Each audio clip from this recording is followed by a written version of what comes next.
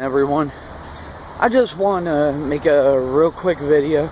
I apologize that I'm so scruffy, but I want to make a real quick video about this Stump and the Marine Sergeant who was kicked out of a bar for having his service dog with him.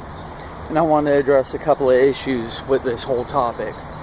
Okay, so first, he said that he suffers from anxiety and PTSD, and that he had gone to the bar, and the bartender had asked him to leave.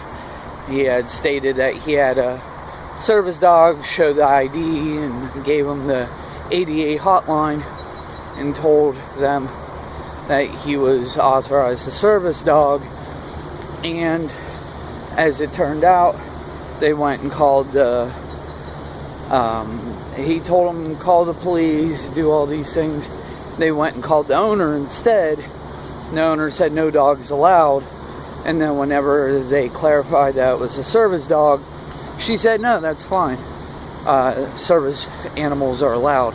However, that message wasn't relayed over to him. So, a couple of things about this though. And it's all a misunderstanding. The bar says it's a misunderstanding. The Marine says he understands that it's a misunderstanding, but he wants clarification for other veterans. And that's fair enough. The problem is the comments that are on some of these posts. And so people have a right to be upset about this. Service members definitely have a right to be upset about it, because it shows that we still do not get acknowledgement, or that people don't understand the clarity of the law. And ignorance of the law is not an excuse. However, in some occasions, especially with service animals, you don't run across them all that frequently. However, some of the people on this post said some things along the lines of, well, if he has depression, anxiety, what's he doing in a bar anyways? And if he has PTSD, why is he even in a bar? Well, here's the problem with that, is that, alcohol might be a depressant, but it is not an extreme depressant. It's not going to drive him to be suicidal. And he has PTSD, and PTSD doesn't affect everybody the same way. It doesn't affect everybody in a sweeping, overarching manner. No, what PTSD does is whenever you're put into a situation, or whenever you're put into an environment that triggers that, it brings up those feelings again.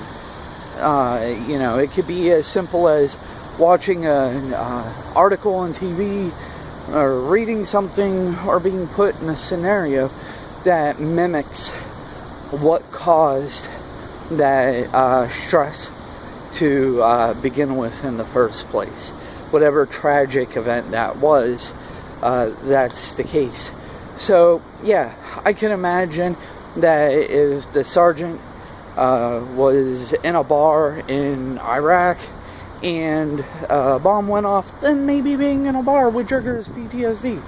I could also imagine that if he were to go and be in a nightclub somewhere and something happened, it's pretty much the same scenario that, yeah, being in a bar might trigger that. However, the whole thing is that there's a whole lot of other purposes, there's a whole lot of other purposes, or a whole lot of other methods to say of using a bar, and that's recreationally, and going and socializing with other people. In fact, one of the things that you could definitely do as a veteran, especially a combat veteran, is visit a VFW, which is a socialization hall that also serves alcohol, making it essentially a bar. And we support each other in the VFWs, and we support each other in other areas. But why someone feels the need to criticize this sergeant who's not taking any legal action, who's not taking any other type of steps toward this bar when legally I'm pretty sure he's entitled to, is beyond me. If the man wants a drink, let him have a drink. If the man's denied a drink, yeah. If there's a reason for it, then by all means, go ahead and put an end to that. And, you know, don't serve him.